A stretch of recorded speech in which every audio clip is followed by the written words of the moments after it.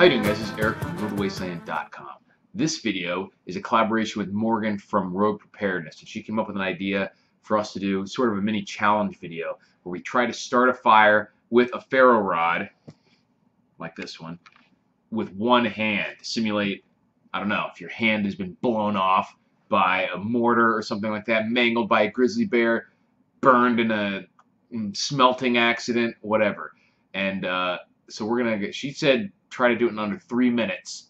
And I'm going to cheat a little bit because her initial challenge was to use natural tinder, but I've had a super busy week, and around here, obviously it's desert, so I would have to go to some great lengths to wander around and find some sort of natural vegetation. So I'll do that in a future video to prove that it is a skill that I have, but it's just a logistical constraint for the video. So I'm going to use some lint. I know it's a little easier, but it is theoretically something that you might have on you, you know, from being able to pull off your clothes, ball up the threads of my shirt, something like that. So theoretically, it would still be available to you in a survival situation, maybe not in the sufficient quantities, but for me, the challenge here is the technique of starting a fire with one hand, and the separate skill of getting tinder, obviously important, but a separate skill. So just due to restrictions that I've had in trying to make this damn video happen, been super busy, I'm just going to use what I have available to me at the moment, demonstrate my technique, which I've never done before, with one hand. So we'll see how it goes. I think she has some advantages in this video, being that she has small raccoon-like hands, make it easier to manipulate the tools, and she's used to carrying around a kid, so she's probably used to doing things with one arm. So my advantages, of course, are that I rule the wasteland, so it shouldn't be too big of a deal. Obviously, she has some disadvantages as well. She appears to be about 57 months pregnant, so might be a little bit difficult to maneuver around. I haven't decided exactly what my technique's going to be, if I'm going to try to take my shoe off and like monkey toe it, or if I'm just going to pinch it under my boot and then use I'm going to use this scraper tool instead of a knife, so I avoid any sort of grievous injuries trying to use two things with one hand and a knife. And I've also found that this type of tool, I've actually got this to build kind of a scraper, because the edge on these is so much more aggressive than the back of most knife blades. It's almost as aggressive as a knife blade without being sharp, so I don't have the risk of cutting myself, but still super sharp there, easy to get good sparks off. And I might even utilize my pocket bellows tool if I need to blow the embers into a flame. I'm going to be selling these, super useful. If I have the thing set up already, the link will be in the description. It's not right now, so within a few days, hopefully I'll have the link set up to be able to sell these. They extend out and allows you to blow and stoke the fire, either from starting it or an already lit fire without having to get your face all up in there and light your beard and hair on fire, get smoke all over your face, or get, you know, down into a previously built fire. It allows you to get in there a lot more easily. So might not need to utilize that. We'll see. So yeah, after you guys have seen this, let me know what you think, what your techniques are going to be. But we'll see how I manage to accomplish this with one hand. Okay, so I pre-built it. Got my ferro rod. Got my striker.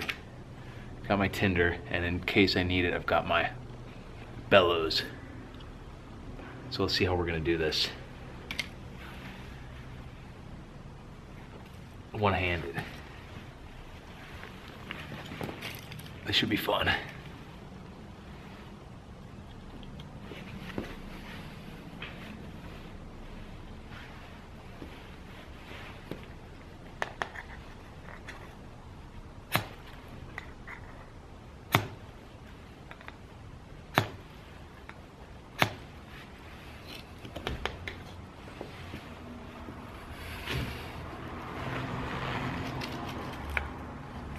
I keep forgetting and using my one hand.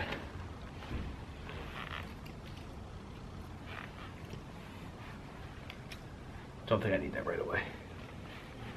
Let's do it like this.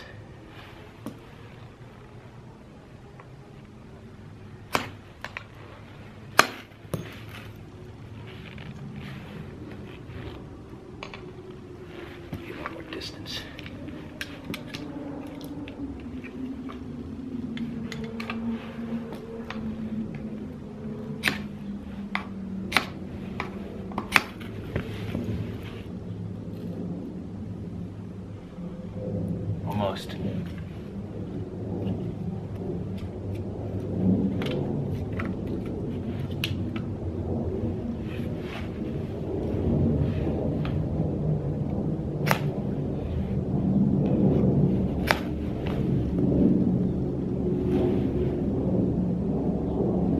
There we go. Use 2 hands again. Sorry. Bad at this.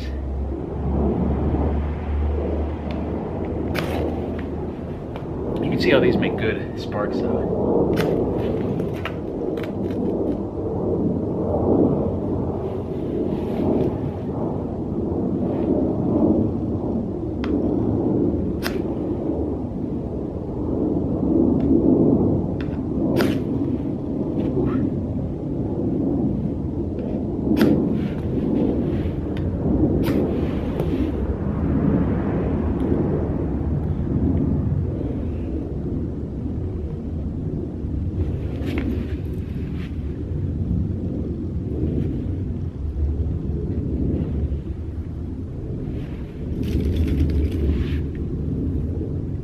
Victory! Didn't even need my pocket bellows for that one.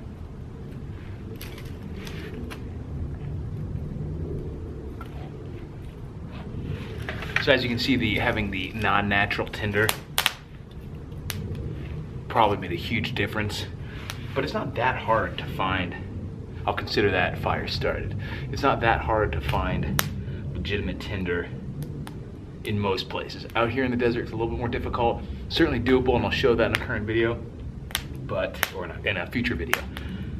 But I think the biggest important thing was having a big ferro rod and something good to strike it off of. Because if you had one of those little baby ones that didn't shower out like huge lasting embers, this would have been incredibly difficult.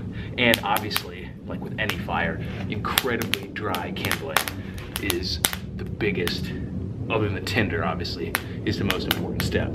So I'm anxious to see what her technique is. Mine was to set the striker on a piece of wood with the tinder under it, and then drag the striker across it.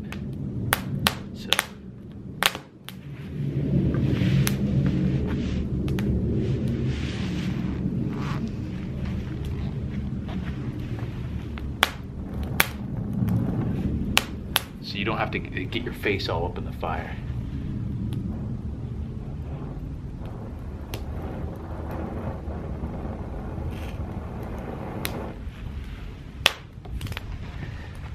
So it was a fun experiment. I'll look at the video and post exactly how long it took me. I noticed I was cheating a little bit without even thinking about it, using my other hand. Not in a big way with the actual striking, but I would use both hands to position things and stuff. So sorry, Morgan, if I broke the rules a little bit, especially with the tinder. I will do a future video using some natural tinder to show you. But I think this showed the process that you would need to use. And you can find good natural tinder in most places. The keys, I think, for this, doing the one-handed fire starting, would be, like I just mentioned, having a legitimate big ferro rod and aggressive edge striker. If it was one of those that you really, and fairly large too, if you had a small striker, I would not be able to position it nearly as easily with my feet in one hand and pin it. And then obviously, if you needed to, having something like the pocket bellows would be legit too. In this case, I didn't need it because my wood was so dry and it just caught pretty quickly. And that's really the biggest step. Having a tinder bundle that can catch a spark, and then having extremely dry kindling. But I think the biggest key was the big ferro rod that shoot big ass sparks off that thing. Fun experiment. Thanks for giving me the challenge, Morgan. Hopefully I didn't cheat too badly. I'm anxious to see how you do on this and what your preferred technique is. I have a feeling she's gonna like grip it like a monkey toe or something, just like barefoot grab this thing and then use like her teeth with one hand while like holding a kid with the other or something. So it'll be fun time. It's useful to do this sort of thing because you never know when you might have a grievous injury on one hand or something like that. And same goes for shooting and other skills, even just using offhand.